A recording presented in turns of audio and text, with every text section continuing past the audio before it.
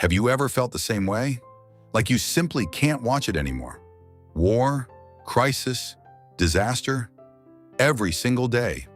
The same bad news, the same fear, the same feeling that the world is falling apart. And at some point, you just say, I can't do this anymore. So you turn it off. Silence. You stand up, open the door, and step outside. The sun feels warm on your skin. The air feels lighter. You hear birds instead of breaking news, leaves moving in the wind, a butterfly drifting past. And for the first time in a long time, you can breathe again. Have you ever wondered if you're the only one who feels this way? You're not. And there is a very real psychological reason why people who stop watching the news often become much happier. At first, this might sound selfish. How can someone turn away when so much is happening in the world? Shouldn't responsible people stay informed? Shouldn't we know what is happening? The answer is yes. But there is a difference between being informed and being emotionally flooded. And many people have crossed that line without even realizing it, because the human brain was never designed to absorb an endless stream of tragedy. For most of human history, people were exposed primarily to what happened in their immediate environment, their family, their village, their community.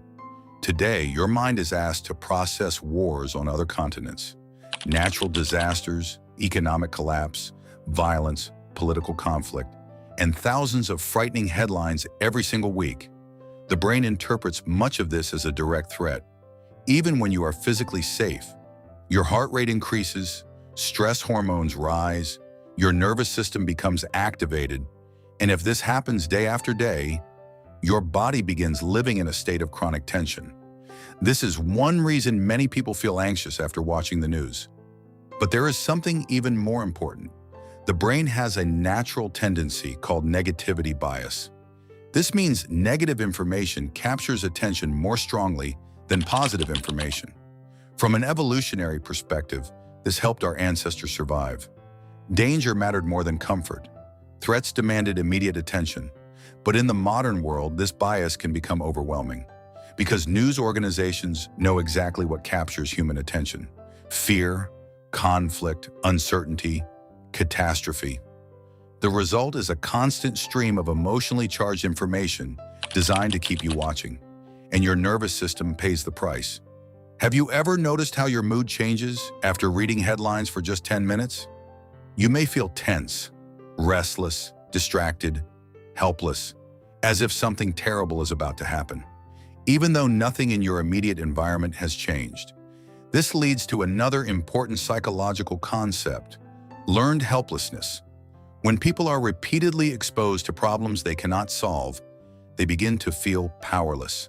The world appears broken, and there is nothing they can do about it. Over time, this can create emotional exhaustion. Why try? Why hope? Why plan for the future? Everything seems uncertain, and this sense of helplessness quietly drains happiness. There is also something called compassion fatigue. Human beings are capable of caring deeply, but our emotional resources are limited. When we are exposed to suffering every day, our capacity to empathize can become depleted.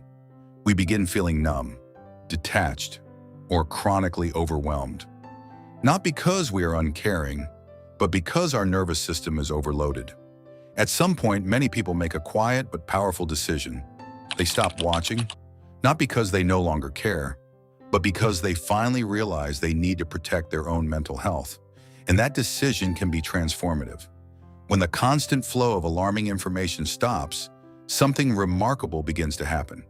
The mind becomes quieter, the body relaxes, sleep improves, anxiety decreases, attention returns to the present moment, and people rediscover something they had almost forgotten: peace. Instead of waking up and immediately consuming fear, they begin the day differently: a walk outside, a cup of coffee in silence, birdsong, sunlight, real conversations, books, music, gardening, cooking, time with loved ones, activities that nourish rather than deplete. And gradually, their internal world begins to change. They laugh more easily, they worry less, they feel more grounded, they become emotionally available again, and yes, they often become much happier.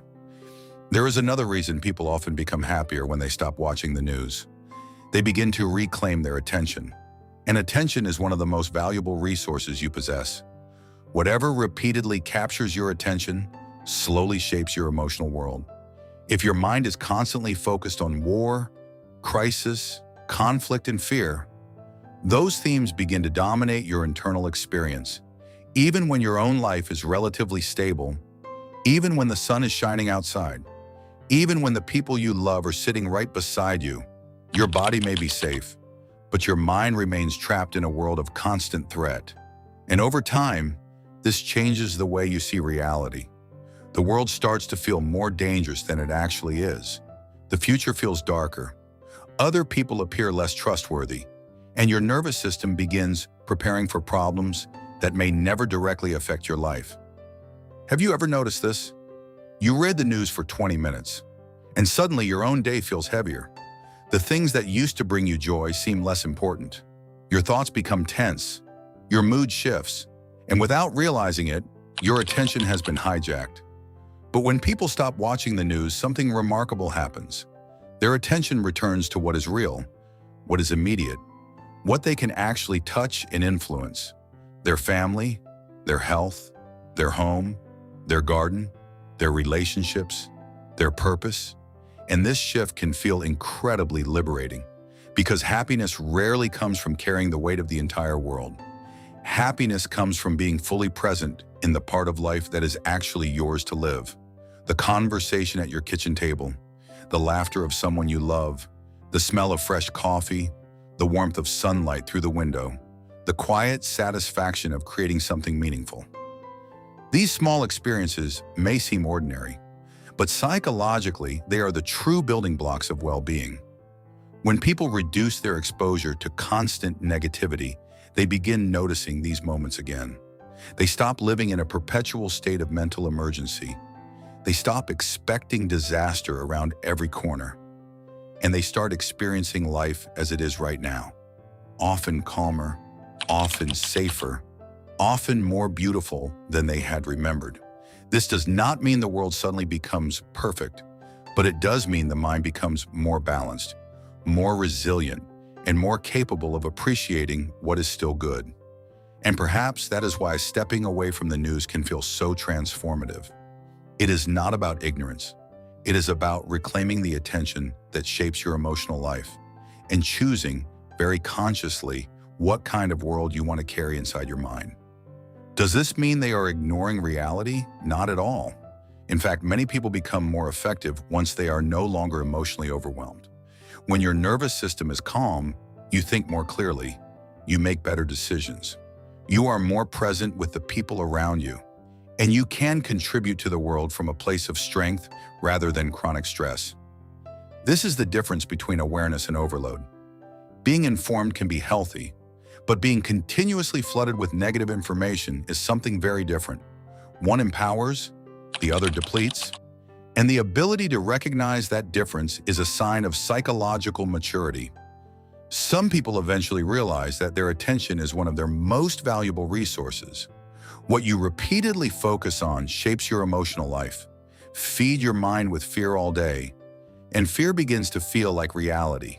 Feed your mind with beauty, purpose, and meaningful experiences, and your inner world begins to reflect that instead.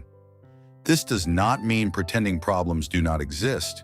It means choosing carefully what you allow into your mind, because your mental environment matters. Just as your body is affected by what you eat, your mind is affected by what you consume psychologically. And many people discover that reducing negative news is one of the healthiest decisions they have ever made. They start noticing small things again: the warmth of sunlight, the sound of rain, a meaningful conversation, the taste of a good meal, the comfort of silence. These ordinary moments become vivid once the constant background noise begins to fade. For the first time in years, some people feel present, not trapped in distant crises, not mentally living inside endless headlines, but here, now, in their actual lives. And perhaps this is the deepest psychology of all. Happiness often returns when attention returns to what is real and meaningful, to relationships, to nature, to creativity, to the small experiences that make life worth living. So if you no longer watch the news, or if you have been thinking about stepping away, understand that there may be nothing wrong with you. In fact, your mind may be doing something very wise. It may be setting a boundary, protecting your nervous system, and choosing peace over perpetual fear. Because sometimes the healthiest thing you can do is turn off the noise, step outside, feel the sun on your face, listen to the birds, take a deep breath, and remember that your mental well-being matters too. The world will continue turning, but your inner world can become calmer, clearer, lighter, and much happier.